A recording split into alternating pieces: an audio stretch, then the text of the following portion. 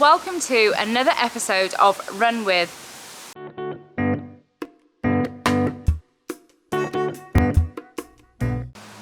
This is a two-part special where I talk to the fabulous Holly Rush. She is a GB road marathoner turned ultra queen. She has participated in the European Championships, the Commonwealth Games, and we talk about her completing UTMB. Now you are more likely to find her on the trails, in the mountains. So for this episode we do cover an awful lot of things, from her road running career to the mountain ultras, to eating disorders, strength training and social media. Testing. I don't even know who it is. Okay, so today I am here in Frome. Is it Frome? It is. Frome. With the very talented Holly Rush, talking everything about running, and there is a lot to talk about with Holly. You've kind of been there, done that, and got the t-shirt with quite a bit. I have, yes, I have Yes. I've got many t-shirts, yes, thank you. She's got many t-shirts and many medals. Okay, so we'll start off, because I love that your first race was London Marathon, right? It was, well, my first, I did a couple of races before that, Bath Half, but my first race was, yeah. So London Marathon. Yeah. And Which is a bit stupid, isn't it, doing your first race as a marathon, although I guess nowadays that's what a lot of people do, don't they? Yeah, I think... They do a 5K, you just do a marathon. Yeah, I think especially with like charity runs and stuff now, a lot of people hit the marathon. But you were a GB athlete, but you didn't start in the most conventional way. So you didn't run at school, you didn't do any of the secondary, high school, college running. No. So you just started with London Marathon, and how did that come about? I'm sure everyone's sick to death of hearing this story, but so basically I went to university in London. As I said, going back, I didn't run as a kid. I was like, I hated team sports, hated it. That's quite a conventional way for most people who are a GB athlete. I think done running. There are there are stories now, I think, people coming from not a running background or mainly a sports background. But so my sort of sport was, I was obsessed with horses, and so I was brought up on a farm, we had animals, and it was all about riding for me. So I actually went to work in Newmarket because racing was my passion as well. So I went to work and I did have a few rides as a female jockey, but as anyone who knows about female jockeys back in that time as well, this was the 90s, it was really hard to get through, and it was always going to be hard.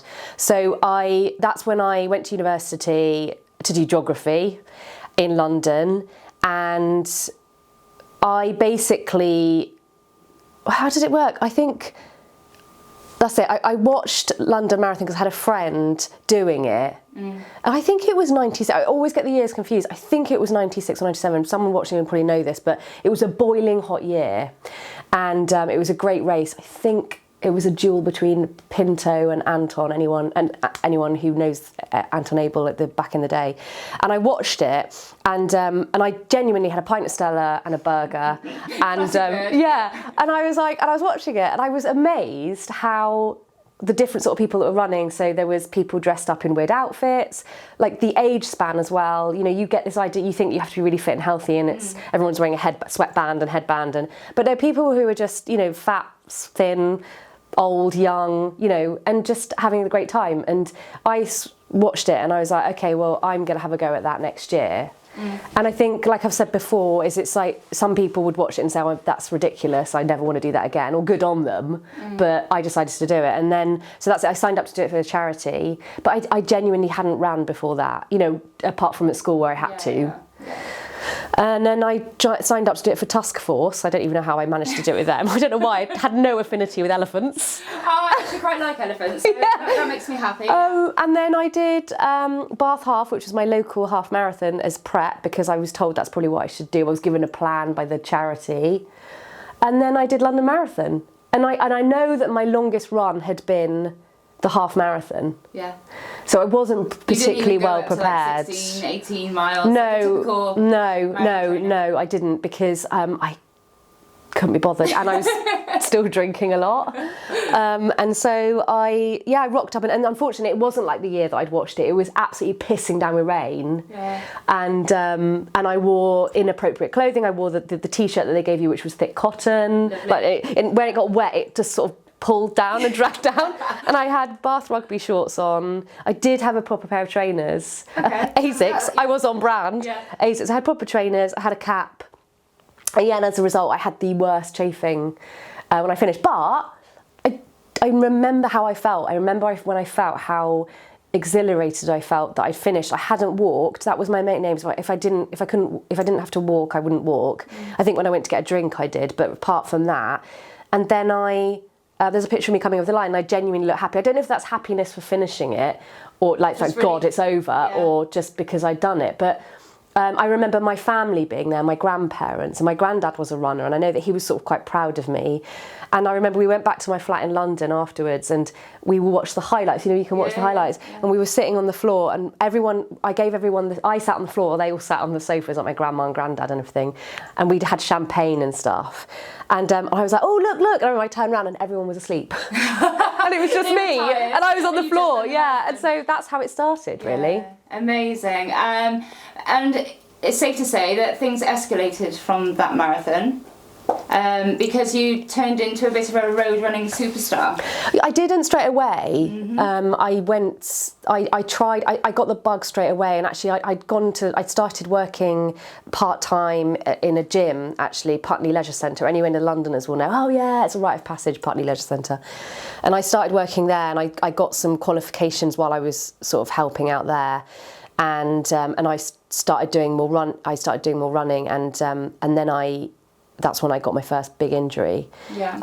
And that sort of put me out. It's the timescale. It's such a long time ago. I can't remember exactly the timescale, but I basically had years and years of just sort of injuries, and also just my life taking over as leaving university and getting a job, and I went into sport as my job. So I worked in health clubs and managed health clubs, but it was more like the classes. I took classes and I ran and did what I could, but I just. It wasn't until I was sort of my late 20s. So I was 18, 19 when I did my first marathon, but it wasn't until my late 20s where I focused on it properly, when I actually moved back home to Bath. Yeah. That I started focusing properly. And that's when I got a coach. I'd never had a coach before, and that's when I started to get better. So I had no idea that I would do that, because my first marathon I ran 3:57, which actually is still, you know, I had no idea what's good or not. I knew what the winners did, obviously, that was but so I had no idea what was okay for your first marathon. So a lot of people aim for that sub-4, don't they? Yeah, exactly. So I didn't know that was, there was no, I mean, I don't remember running under the line and going, yes, I've got under 4 hours. Yeah. So, yeah, it's funny that. But now, obviously, you know. Yeah, and so, a lot of people would it was, over the moon with that, especially as you only did a half as... Yeah, so maybe that should have been a thing to me, that it was maybe I should perhaps do a bit more. But yeah, anyway, so that's what happened, and then I went on to, when I broke 3 hours, that's when a sort of light turns on, I think. Yeah. But I remember initially when I came over the line at Berlin and I did 2:59, that was like, oh, I was crying because I was so over the moon, and it was like, right, that's it, I've done what I need to do. But you know, literally within hours, you're like, Yeah. After your sub-3, that's when you decided to take it a bit more seriously again? Well, actually, it was before that. I'd ran 3:00. I did a lot of marathons around three, just under 3:15, and with no coaching, I just did it, and it's because, this is how. So when you were just doing it, you were just doing training plans? No, I wasn't doing training plans even then. So I was doing, when I was running around those 3:12s, 3:13s, because that's when I qualified, because you get for the championship start for under 3:15, which I didn't know about, is I was running, this is how I didn't understand what I was doing. I was running on the treadmill every day at the gym that I worked at 13k an hour. Okay, so which is around 3:15 pace, just under 3:15. So I just did that every day. Then I would do a long run at the weekend. The other things I used to do a very long run at a weekend, because I thought, well, that's what you need to do. If I'm going to run, treadmill? No, I'd ran outside, and I would, if I was going home, I used to. This was in the days before we had backpack, you know, proper. Hydration and stuff, or bottles. They started getting the bottles with your hand through. Do you remember, like the donut bottles? But I used to started running with one of them. Yeah. Well, yeah, no, they're actually quite good. You can put them through a belt, an old leather belt. You can actually get away with it. It gets very warm though. I used to get my best mate, who wasn't a runner. I used to run past her house on a circuit, and she'd put water at the end of her lane, buried in the grass. Yeah. So Pip, if you're listening, thanks for that. And so I used to do that, but I used to run for probably anything between 3 and 4 hours, because I thought that's what you had to. Again, I didn't know, this is all made up. I thought, well, if I'm going to run a marathon 3 hours, I need to do that a little bit longer. So I was doing that, and actually, crazy. But in hindsight, I think maybe that's probably where I got a lot of this endurance from, or something. So I was doing that, doing a long run, but I wasn't doing any speed work, and so therefore I kept running the same times in the marathon, and. That was your pace. That was the pace. Yeah, exactly. Yeah. So I did that, and then I ran 3:06 at London. That's it. And I just moved back to Bath, and my club, Bath, who were Bath AC then, they're a different name now. They had a newsletter every week that you get called the Bath Plug, and there's a picture of me, because I'd just joined the club, but I hadn't actually been up to the track to train, because I'd not been on a track before, and that would be terrifying. And so they put a picture on. They put a picture on there and said, "Who is this at London?" Because I got through. So yeah, because it was you get part of the team results, and I think we did quite well. I can't remember. And I got my Team Bath vest on, but I'd never met anyone from the team because I just joined. Anyway, so I got that, and then someone at the club that I worked at said, why don't you go up to Bath Uni and see if you can join in, or get someone to help you, like you need a coach. And then they put me in contact with someone, and then I went up to Bath Uni, and this was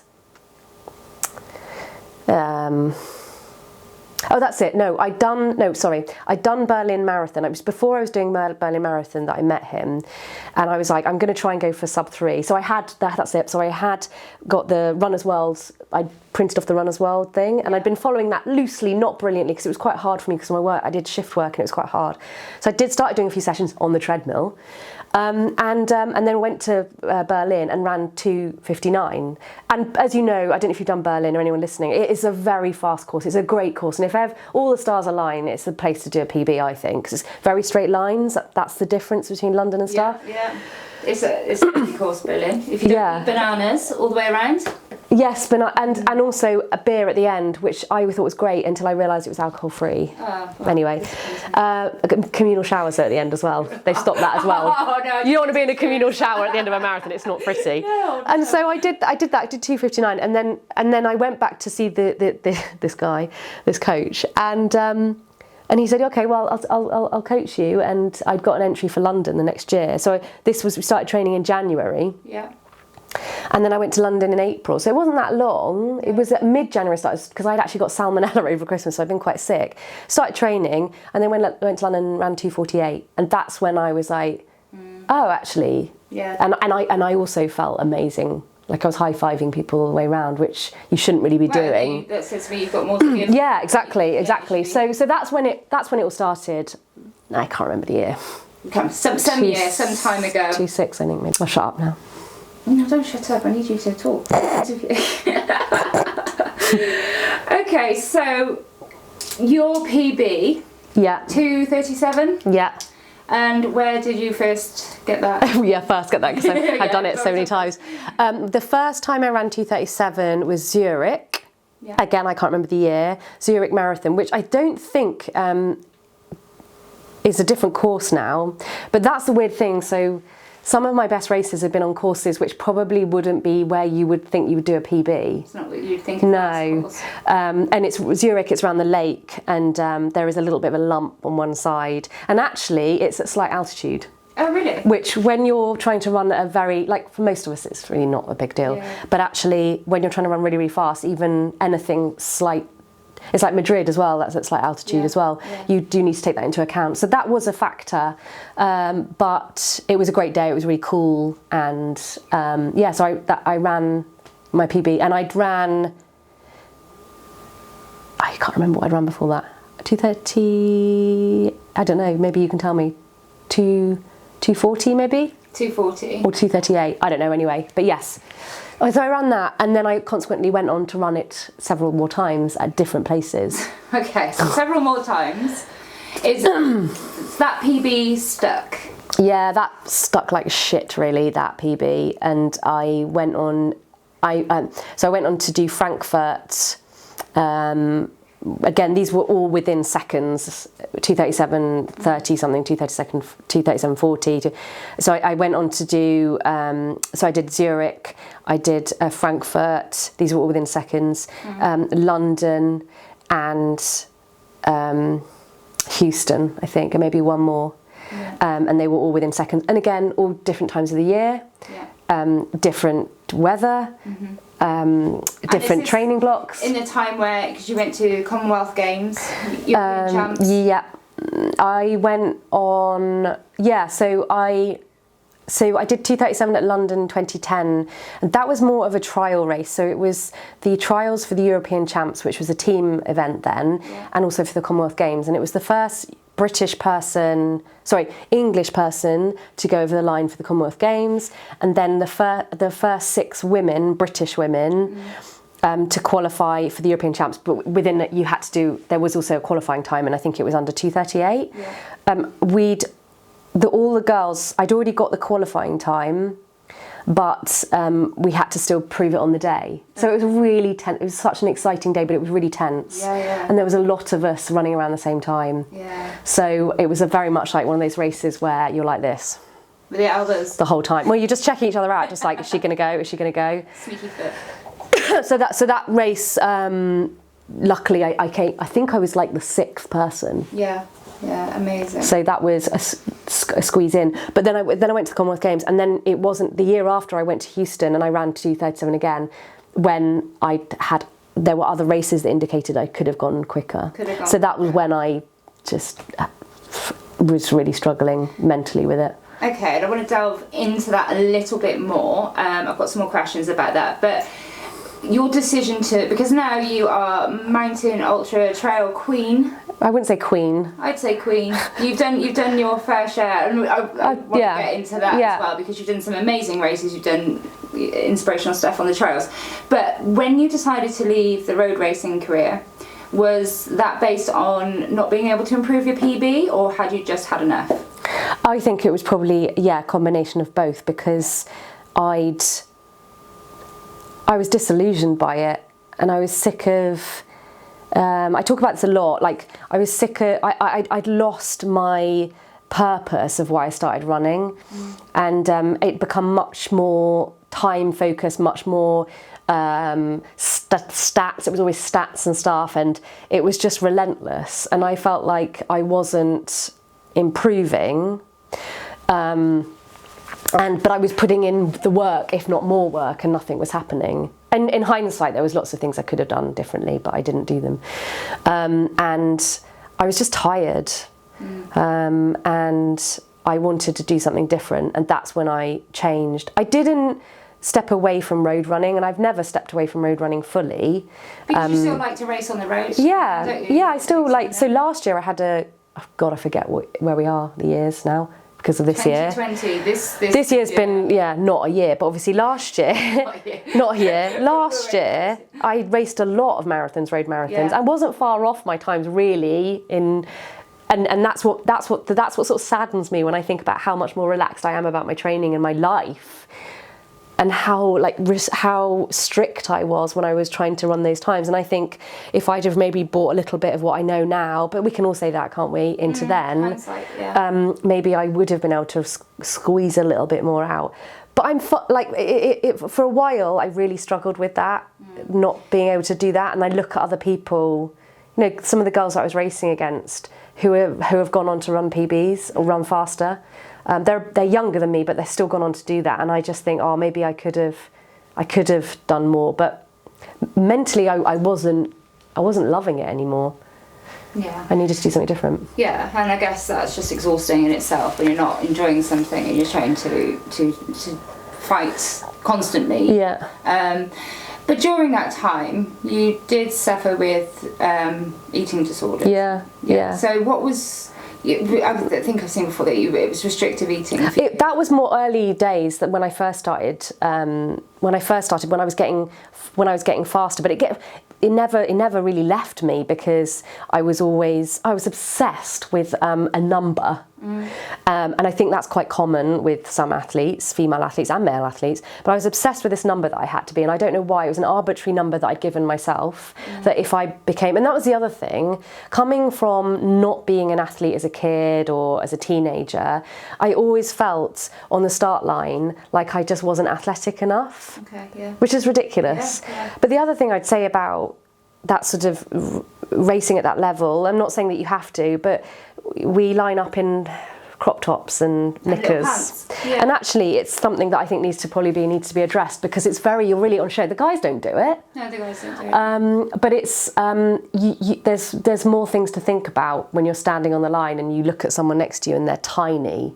But they're tiny because actually that's their makeup, that's what they are, whereas I always felt like I was too big. But I think that was a thing. I actually had this distorted thought and look about myself, which I never had when I was younger. Never had, and I was much bigger because I had lost a lot of weight, but I wanted to lose more weight. And there's the combination of like, if I'm lighter, then I'll run faster, which doesn't work out. Is that what you associated with? If I get light, if I get skinny, if I get small, I will be faster. I think it was that, but if I'm really honest, it was also just the way I looked as well. If I'm really honest, I felt like I needed to look the part, and I didn't look the part as far as I was concerned, which of course I look back at it and because I find that crazy. Like I see pictures of you in your race kit, and I wish I'd have been. Looks amazing. Whereas at the time I was like, oh God, look at that roll of fat or something. But that doesn't matter though, because it's about the times you're running as well. And the problem was that when I was restricting, so for me it was about, I was eating, but I was really restricting what I ate, and I would eat like lots of food in the evening because I was so starving, but ate hardly anything in the day. I didn't fuel in my runs. I constantly had stomach issues, which is another sign of restricting. Constantly had GI issues, which again is a problem if you're racing and if you're training. Like track nights on a Tuesday, I spent most of the time in the toilet. And also I just felt sad. And I just felt sad because I was having to think about what I was eating the whole time instead of actually enjoying food, which I do enjoy food, and I love my food, and that was the thing, and I was brought up enjoying food, and something happened, like a switch turned in my head, and that's something, it's very hard to get over that. But I wish that I hadn't done that, because as a result I developed osteoporosis, not osteopenia. I had osteoporosis, and I had a series of fractures throughout my career and breaks, like 7, and that's all because of that period of time where I restricted and my period stopped. It's the classic, at the time, female athlete triad, or REDS as it's called now. But and this was in the 90s, where there's not that huge amount of literature and help out there that there is now. There wasn't really then. For me, it was like, I haven't got my periods, then oh, that's really good, I don't have to worry about it. Because so many times in a couple of my races, when you taper, I would get my period. Like Frankfurt, the morning I woke up, I got my period, and I was in a crop top and knickers, which when you got your period, it's horrible.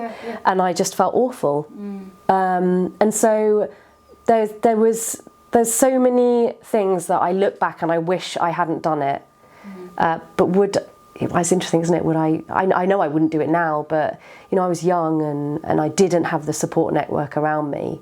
And like you said, I think times have changed, thankfully. I think there's a lot more awareness now about different problems within the sport with athletes of all levels, with eating disorders, with overtraining, with lots of different issues. And now there's lots of clear guidance, there's places where you can turn to. But back when you were racing, it was just almost like a badge of honour, I guess. Yeah, it definitely was a badge of honour. I remember us all saying like, well, I didn't have my period because I trained so much. It's like, oh, brilliant. It's just stupid. It really is stupid. It sounds crazy now. Yeah, and also just looking at other girls, and you'd go on trips and races, and you'd all eat together and stuff, and it was just a big thing about like what that person is eating or isn't eating and stuff like that. And I realise now that actually you can eat a lot of food. And if you're training to that level, just training, doing any recreational stuff, a day, you need that fuel, and you really won't put on the weight. You just won't. And so I just wish that I'd been I think the other thing is it's about being happy within yourself, and I guess I just wasn't happy. And I think when you're happy and you're content and everything's good, then maybe these insecurities may not have crept in. I don't know. It's different now. I'm a lot older and I can see life differently. Yeah. But at the time, it was the be all and end all as well with my running. My running was like the most important thing. Yeah. And I can see that a lot with other athletes that I work with, or can see on social media and stuff. And the other thing is, I think social media now, I didn't have that when I was an athlete, which thank God I didn't, because I probably would have been a lot worse. Yeah. And I think social media now has a lot of positives. Oh, amazing stuff, but it's also there is still, if you're a vulnerable person and you're not happy, and there's things you're easily led or persuaded, then I think you can be led down a rabbit hole. Yeah. And these balls start rolling, and there's more momentum, and then things happen, and then it's too late. Yeah, and you can see, I mean, I feel quite confident within myself, and I do my own thing and stuff, but it's quite easy to get kind of drawn into this trap of seeing an image or seeing a caption and thinking, oh, that looks good, or I wish I was a bit more like that. Or especially if you're comparing yourself to someone like you. Say you're comparing yourself who's another mum who's had, I don't know, their first kid or a couple of kids, and then they're out there wearing skimpy clothing and doing it all perfectly. Yeah. It's just, I didn't have that, which is great. I mean, like I've said before in other podcasts, we had Athletics Weekly every Thursday, and that's all we could really compare ourselves to, the pictures in that and the results. But we didn't have the daily bombardment of these pictures on Instagram or Instagram stories, and we're all on it. I'm on it. Yeah. But you've got to be really careful about what you're putting out there. Yeah. I always try and say, let's keep it real. So I'll share quite a lot on my account. It's kind of keeping it real. I share the highs, I share the lows, and I share when I'm feeling pissed off. I share it all. And I think you can tell if you're being honest. Yeah, but people, you never know who's looking at your posts. And if you've just got this glossy page on your social media that shows all the highlights, the highlight reel, as we like to call it, and you have a responsibility, and somebody somewhere will be looking at that, wanting what you've got, or thinking that this is the way that you have to be pretty on social media, to be popular on social media. I think a lot more people need to be real and share real experiences, real images. Yeah. So I was going to ask you about whether you think you would have had less injuries, and whether your road running career would have been different had you had a healthier approach to food, to your weight. Do you think it would have? I think you kind of covered it, but... Yeah, I mean, I guess it would, but there'd be lots of other things I would have added in. There would have been... Do you think there would have always been something? Because you were at that competitive level, because you were representing Great Britain, because you were at that elite standard, there's always going to be something where... I think the other thing as well, but I don't know if it's... is I just wasn't very happy. Yeah. I was unhappily married. Yeah. And at the time, you were married to Martin. Yeah. Yeah. And he was your coach. Yeah. How was it having your husband as your coach, first off? In hindsight, it wasn't a good idea. Yeah. And I did rectify that in 2012, actually, after Houston and after I went to Nepal to do this trail race. I decided that we needed to not be in a coaching relationship, and then that's when I sought advice somewhere else. But it's I know that there's a lot of husband-wife athlete-coach relicionships. Oh yeah. You're not married? No, yeah. You don't have to be married. But I do think it's there's lots of good things and there's lots of bad things. Yeah. For me, I think it was I mean, the good things, if you live with someone, they can see every day That's the thing about a coaching relationship. You can see how tired someone is. You can see what they're doing. You can see the slow demise, you know, of your mental state as well as your physical state, because your mental state is quite important, and it's something that you, if you're a remote coach, which most people are, you don't pick up on that. That's why it's quite important to have that communication. But even that, you know, just you can pick up on someone's language when they speak to them as to how they're feeling, and the tone of how they are, where there's negativity, and so that's a good thing. But then equally, it felt at times that I was all we talked about was training. All we talked about, and he was very it was very stats based, and which is good, but it's tiring because that's your whole life. Yeah, it's not like you can just shut the door on it and go home and talk about something else. But I mean, to be fair, it was my fault as well, because I was always pushing to be better. But I think that I overtrained, and that was a lot of it was my fault as well. And we made a few mistakes, but that's coaching, and especially with someone at that level, where I was at that level where you know, I never expected to be that good. So I think that there were good sides, but overall it probably wasn't a good idea. And the other thing was I was very, very bad at getting my training. So I would want my training in given to me in a block, like a 2-week block. Yeah.